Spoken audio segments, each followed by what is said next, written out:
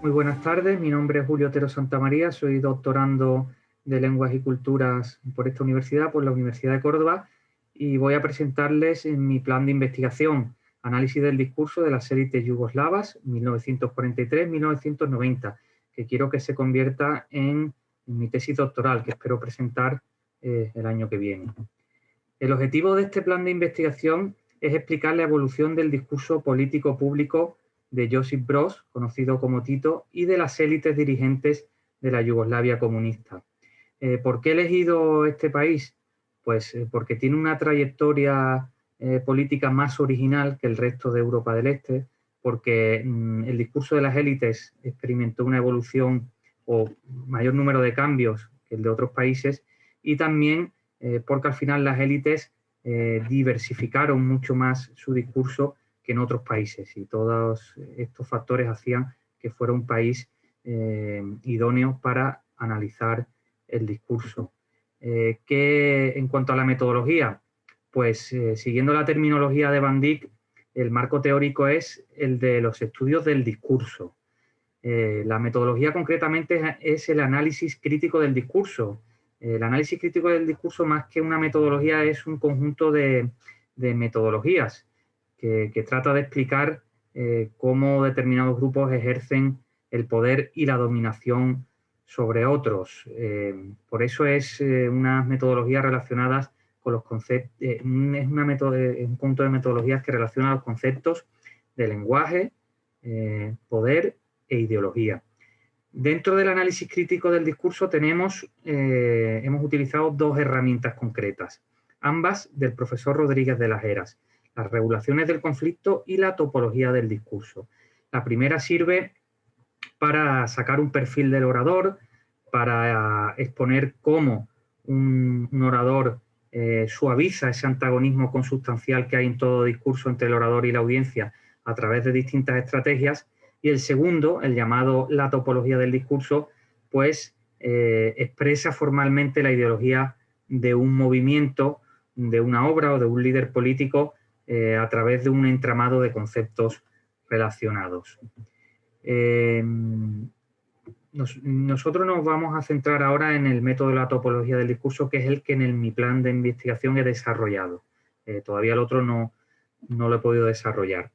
La topología del discurso, como digo, busca formular una ideología extrayendo de un discurso concreto o de un texto concreto los conceptos, que son los términos ideológicos que se relacionan. También analizamos cómo son definidos esos conceptos y hacia dónde apunta su significado. También determinamos si las relaciones entre esos conceptos son de complementariedad, que representamos con una doble barra, como vemos en el dibujo, o de antagonismo, a través de una flecha, como también vemos en el dibujo. Y ya por último, pues levantamos o representamos esa estructura de conceptos. En nuestro plan de investigación hemos dividido de este periodo de 1943 a 1990 por etapas, y en cada etapa hemos cogido un discurso y lo hemos analizado por estos dos métodos, o estamos en ello, ¿no? Voy a mencionar pues las etapas políticas en las que he dividido esta historia de Yugoslavia. La primera, el antifascismo y la liberación nacional, que es la época de lucha partisana, del 42 al 45, durante la Segunda Guerra Mundial.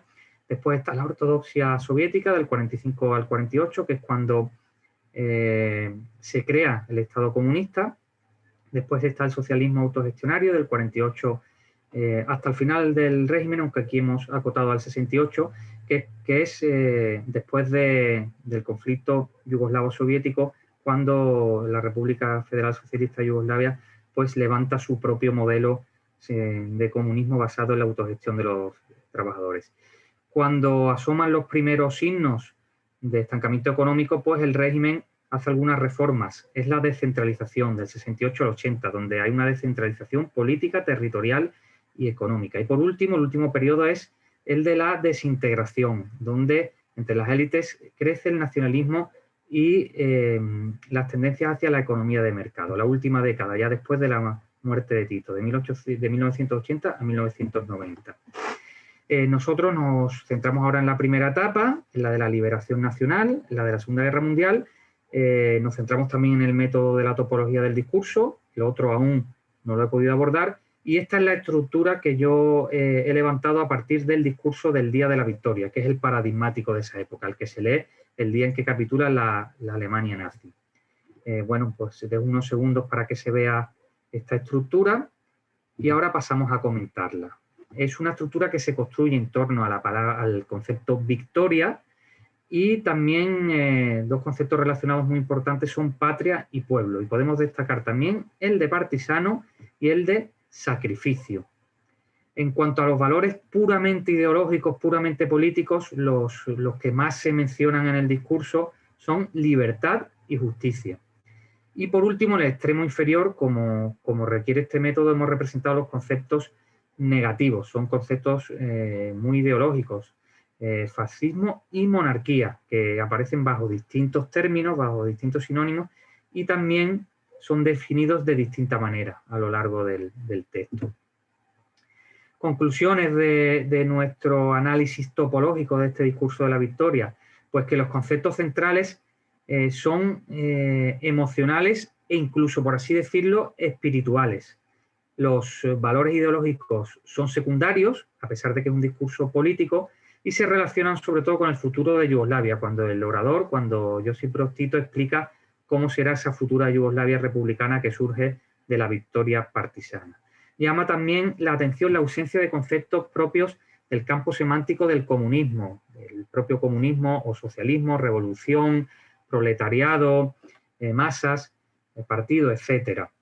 Y otra conclusión interesante de este análisis es que los conceptos negativos están relacionados con la ocupación fascista y con el régimen anterior, con la Yugoslavia monárquica. En este sentido, decir que fascismo, después de victoria, es el concepto más importante del texto. ¿Cuál es la conclusión de conclusiones? Pues que esta estructura ideológica del movimiento partisano, del Tito de la Segunda Guerra Mundial, esta estructura que hemos extraído del discurso de la victoria, es plenamente coherente con otros textos de la época que hemos estudiado firmados por Tito y con la estrategia política de la Tercera Internacional Comunista, la Comintern, la organización que agrupaba a los distintos partidos comunistas del mundo y que estaba dirigida principalmente por el Partido Comunista de la Unión Soviética.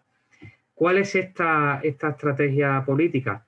Pues la del Frente Popular, la de crear un frente que agrupe a todos los partidarios de luchar contra la ocupación fascista y nuclearnos ahí y no hacer un programa de máximos, no hacer un programa comunista, sino un programa de mínimos para luchar contra la ocupación fascista, es decir, por la liberación nacional.